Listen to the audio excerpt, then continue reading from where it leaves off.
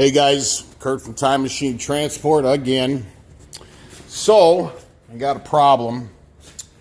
I am going to now put in a water pump on a Detroit 60 series, which doesn't seem like it's that. This is a pre-EGR truck, so it doesn't look like it's too difficult. I just got to take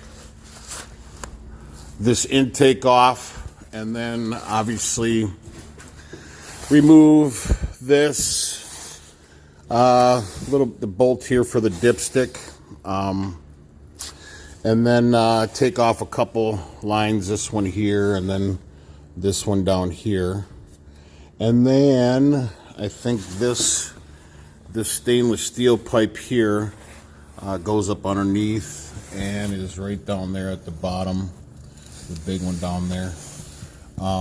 Or that one right there, actually, it goes to the bottom of the water pump. Yeah, I messed up, and when this line here was, when the oil fill tube here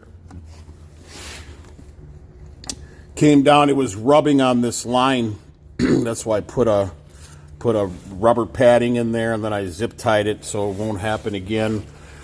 Our last mechanic, when he replaced these hard lines, when we thought that those were part of the problem for the fan staying on, which we have, I did a video on how to fix the problem if your fan stays on, but that's not what this video is about. So now I got and this is a pre-EGR truck, so it's 2001 Freightliner Century class.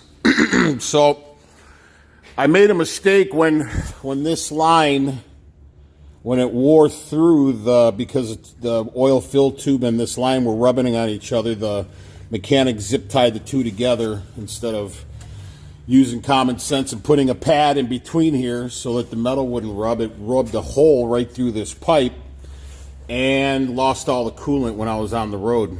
So instead of filling it up with coolant and wasting all that money, because I was going through probably 5 gallons of water a day to get it back to the house, and this was in the summertime. Last summer. It's now January 13th or whatever, 2020, and so I parked this truck because I had to put a turbo in it and replace that line. I had to do a PM on it and get the fan to shut off. So I parked this truck and I took out our spare, and this was parked outside, and I screwed up and didn't I forgot about the truck having water in it, and being that our shop is located in Burlington, Wisconsin, the water was almost all gone because of this right here. When I parked it, there was very, very little. I mean, the coolant warning light was coming on, and so I didn't really think anything of it because I wasn't driving it. But then when I was out on the road and we got a cold day, like below freezing, I was in a panic because I was like, oh shit, the water is going to be in that truck. So I was hoping that there wasn't enough water in there to do damage, but there was. And what had happened was, when you do your oil change, you have your regular oil filters, and then you have another filter right here. That's your coolant filter. And on a Detroit 60, like I said, you have your two. I already did the PM on this truck. Every so often, I don't know what the timeline is to replace the coolant filter. I was told that, you should do it probably twice a year. I don't know when this one was done last, but when I put the truck in the shop, it started up, it ran, there was really nothing wrong, there was no knocking or anything, or it didn't seem like there was a lot of, like I said, there didn't seem like there was any water in it. But when I figured that I was running water through it and no coolant, I figured, well, I should change out the coolant filter. So when I went to pull it out, oh, by the way, Freightliner charges you $98, I think it's $104 for this filter because it's got beads in it. And the when I pulled it off, I think I have it in the trash here. I should have, once again, Kurt Sabella is not prepared for a video. And I'll show you what happened. Oh, shit.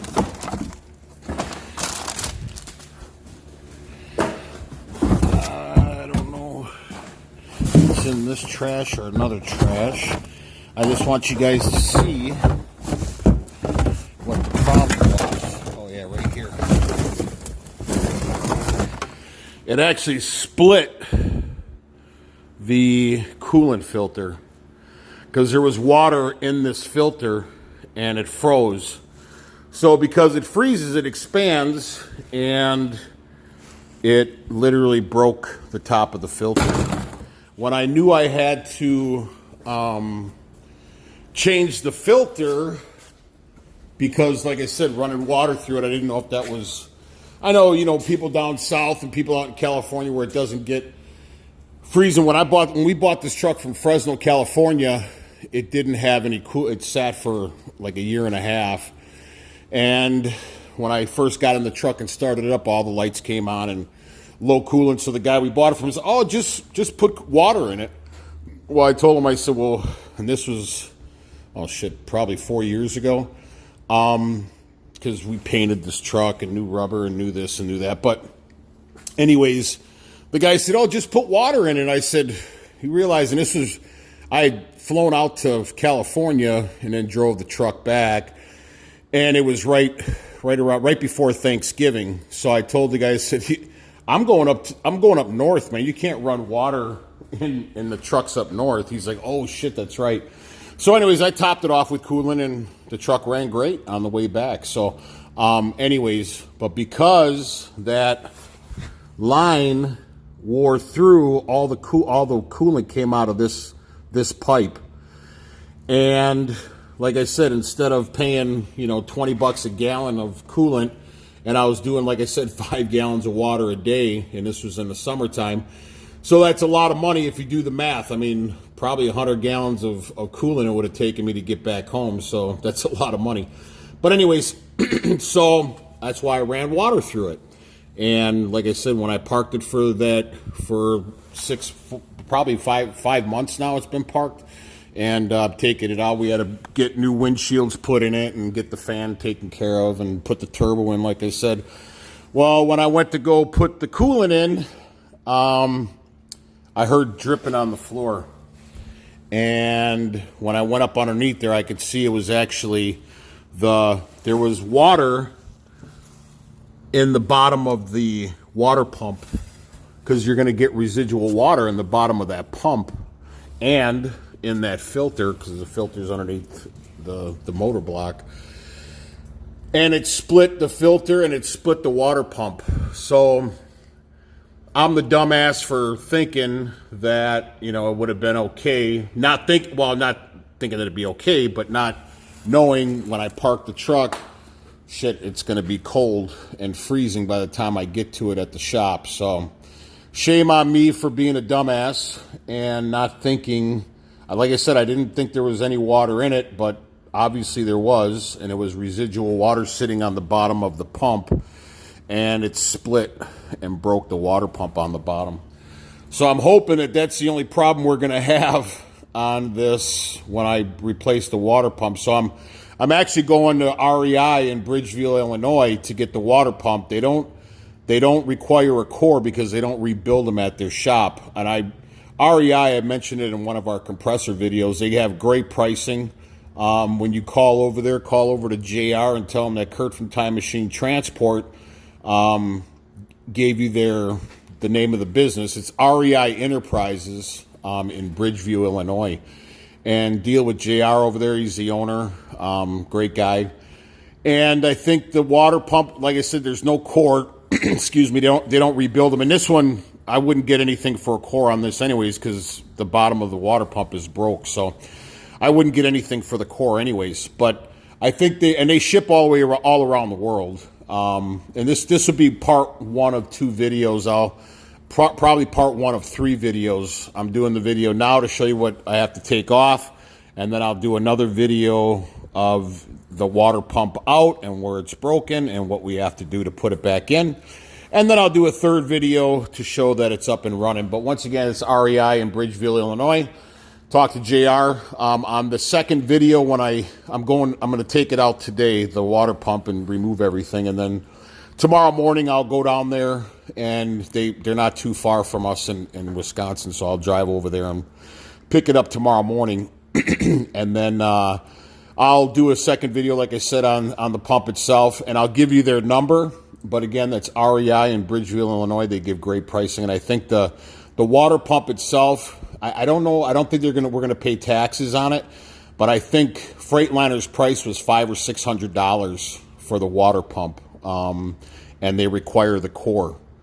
So, like I said, on mine, there would be no core because it's broken, and they're not going to give me a core core price. So I would have to pay the $500 or $600 that they're charging. I'll get an exact price. I have to call over there anyways, and I'll get the exact price of what their water pumps are. But if you go right through the dealership, they're going to juice you. But if you go through a company like REI, they will give you the best price possible.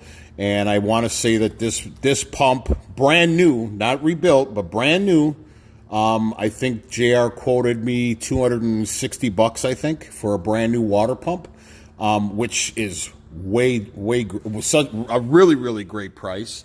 But again, I'll stop yapping, and I'll show you guys how this comes out and goes together. And then if you like and this video is helpful, like and subscribe the channel. And again, that's REI and REI Enterprises in Bridgeville, Illinois. And like I said, I'll do a 2nd video and a 3rd video. Thank you so much for watching. Ciao.